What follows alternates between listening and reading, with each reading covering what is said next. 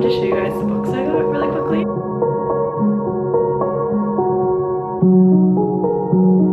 Let me move this. This is probably not very cute in your view, but it does make my car smell delicious. So highly recommend if you're looking for a way to make your car smell good. Get that one. It smells like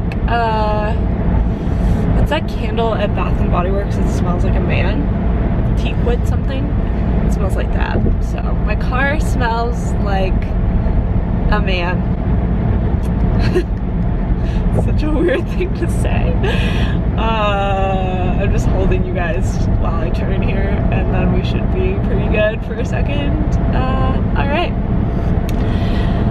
I just felt like vlogging, so here we are. This is gonna be a vlog of my weekend. Sorry if this lighting sucks. I do not really care. I know you can still see me, so I don't really care. Anyways, I'm gonna be, I am headed to my parents' house for the weekend. All of my cousins are kind of getting together on Saturday, and then it's my mom's birthday on Sunday. So obviously I want to be a part of the fun. So that's what I'm doing. And I'll take you guys along because I'm doing a lot of fun random things, hopefully. Making the drive now. It will probably be a couple hours before I talk to you next, unless something weird happens. Throwback to the time that I drove to my parents' city and a cow was on the highway. If you watch that vlog, if you know, you know.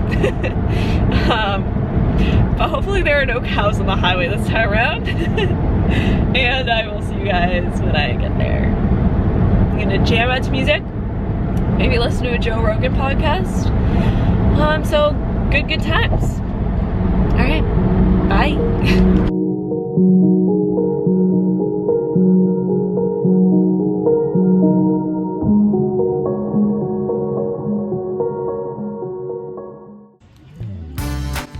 Hi, I'm Theo, and yeah, I'm a bit crazy.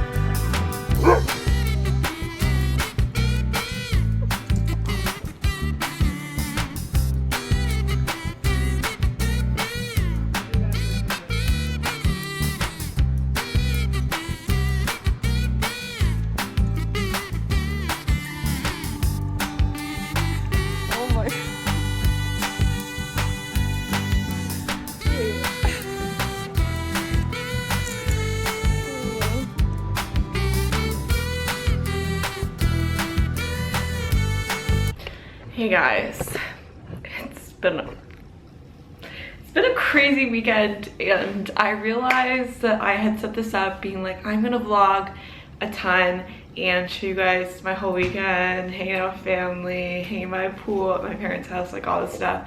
And really, I didn't film all that much. So I'm still remembering or re-remembering how to vlog, or still learning, because really, did I ever vlog that well? I'd have to get you guys to tell me. But anyways, I'm back home now. I just got home, and I did do some book shopping with my mom when I was home, and so I wanted to show you guys the books I got really quickly. With some really great ones that I'm excited about for this fall. So this is kind of like my fall TBR, I guess. The first one I picked up was The Ninth House, and I've heard so much about this. I've already started it, and you can see my little jabby bookmark kind of in here. And it's really cool so far. It's basically a supernatural novel, which I don't typically dive into, but I've heard so many good things about it, and I've heard that it's kind of dark, and I'm really into dark books in the fall, so I thought, why not? And it has basically like a dark academia feel to it, because the main character is at Yale, and at Yale they have a dark society that basically works with the dead, and she is an interesting main character because she can see the dead, whereas the other people who are in this society have to take like this sort of potion, drug, whatever you want to call it, to be able to see them, whereas she just sees them all the time. So I don't know, it's been pretty fun so far.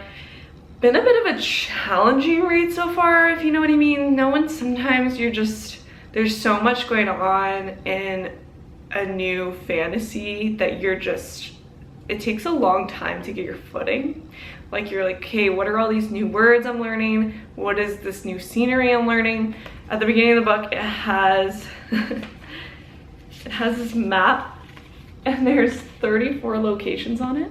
I don't know if you can see that.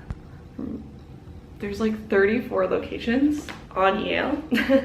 And I'm really hoping I don't have to know exactly all the locations to be able to follow up. But when I saw that, I was instantly intimidated. But so far, so good. Just one of those books that I feel like at the end, I may miss out on a couple items that other people will see. You know? It's like half reading. Okay, the next book I got was Giving Feedback, Pocket Mentor book. There's a bunch of little Pocket Mentor books, and I've just been really into reading very short little learnings because I want to keep my learning active since being out of school, and it's just fun. So this is the one I'm gonna tackle next, and it's the exercise leadership, lower defenses, overcome obstacles, change behavior. So this next book was one of those blind date books. It was on near the checkout, and they're like wrapped in paper, if you've ever seen them, and they have like a little, like, this is fiction and it's family drama, and you have no idea what's inside. You don't know what the book is, but you're like, I'm interested. So I got this one from that. I think it said like family drama in it, and upcoming sort of drama, I don't know, but it looks interesting. So coming of age, short, cute novel, I'm excited to pick up. And I honestly would never have chosen this if it was myself picking off the book, which is why I love those little blind date books. I will pick those up every time. I'm a sucker. I love them. So I was excited for that. All right, Megan Golden. I really want to read so much of her backlist ever since reading that one novel that is now on the top of my books for this year. If you know, you know. If you don't, watch my past videos. But this one's called The Escape Room, and I'm so excited. It's basically like a work drama where these work people go to do an escape room as a bonding experience, and then things get dark. And that just sounds so freaking fun. I know I'm gonna blow through this, so I'm so excited to dig into it. Next, I got Things We Do in the Dark. This is very popular, it was on the top 40 wall, and it sounds like a pretty good thriller. I am excited. I'm a little hesitant because I know some of the reviews have been very mixed, but basically it starts off very strong because the main character is like wakes up and she's covered in blood, and she realizes she committed, or she doesn't realize, she did commit a big crime, I guess. But the thing she's worried about is that it will bring up a former crime that she's trying to escape. I don't know. So it sounds like the entire time in this book you're trying to figure out what this former crime is that she's trying to escape. I don't know if she's a part of it. I don't even know if she's a part of the crime that she's initially caught covered in blood for. But it sounds very intriguing. I love when you're trying to like dig up the past in a thriller versus digging up, you know, what's going to happen. I like going backwards sometimes, so this sounds like a really fun like backwards moving thriller. So anyways, excited but hesitant because of the reviews. I try not to look at reviews sometimes, but honestly in thrillers, I feel like it's worth it in comparison to like romances and things like that. Romances can be very just pick your type of trope and you typically will like it. Thrillers, it really has to do with how good the author is at making that twist. And so, that's my dog. Stop that. Stop that. This is part of the fun of a vlog versus a video, sit down video. I can just be real and say, shut up, Richard, with y'all. I don't know. Anyway, okay, on to the last book here. The last book I got is The Book of Night by Holly Black. She is also the person that wrote The Cruel Prince. Now I've heard this one is completely different and not at all similar to The Cruel Prince in the fact that it is an adult fantasy book, but I'm so excited. What I've heard, because I really don't want to read into it too much, but there's like people are using their shadows, or their shadows are somehow dangerous. I really honestly don't know a lot about this. I just hear that it's like a post-apocalyptical or dystopian type of novel, which I am a sucker for, and it has something to do with shadows. So you don't hear a lot of post-apocalyptical or dystopian style novels going into shadows, so I'm intrigued. I've heard it's a bit slow at the beginning, but I think that has to do with if you like the dystopian trope or not. So based on what I hear about it, I think I will really love the dystopian trope, so the slow beginning might not bother me, but we shall see, and I will tell once I've read into it. But yeah, so that's all the books I got when I was in London, and now for the rest of the day, I don't really know what I'm gonna kick back and do. Well, I obviously know I'm about to turn the football on because your girl loves a good football Sunday. So I'm about to watch good old football, and then I'll probably work out and then eat, walk my dog, then watch football again because love me some football. Love me some football. I don't really know if I'm gonna film really anything else today or this weekend. So let's see, what can you guys, let's comment down below your most anticipated read this fall and your favorite fall themed book. Now fall theme can be a bunch of things to different people. To me, it is like thriller and dystopian and dark academia, but to some people it's like hocus pocus romances and Gilmore Girls, you know, I don't know, whatever you kick in makes sense to you.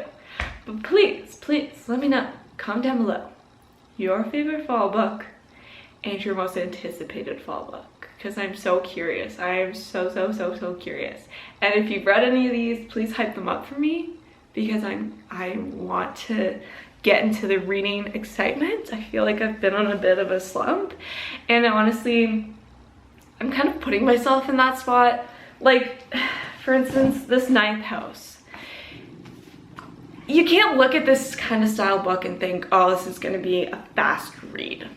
You know, there's a lot of beginnings that you're gonna have to get into and understand and like get to know the characters, versus like a romance, or they're like fast. You're like, I already understand the world that we are in because it's typical normal society, and so I'm just learning about how these two people meet and fall in love. It's easy to follow along to. You could kind of half read it and still understand what's happening. Whereas like these style books, I feel like you have to be so into it and so attentive that it's so much slower to read.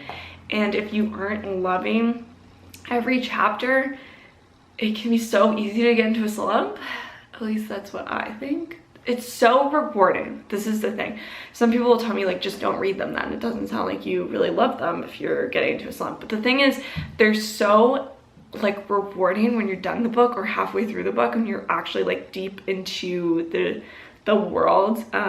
It's so good and so much deeper than like any other book that you could fly through, but it just takes so much more effort. And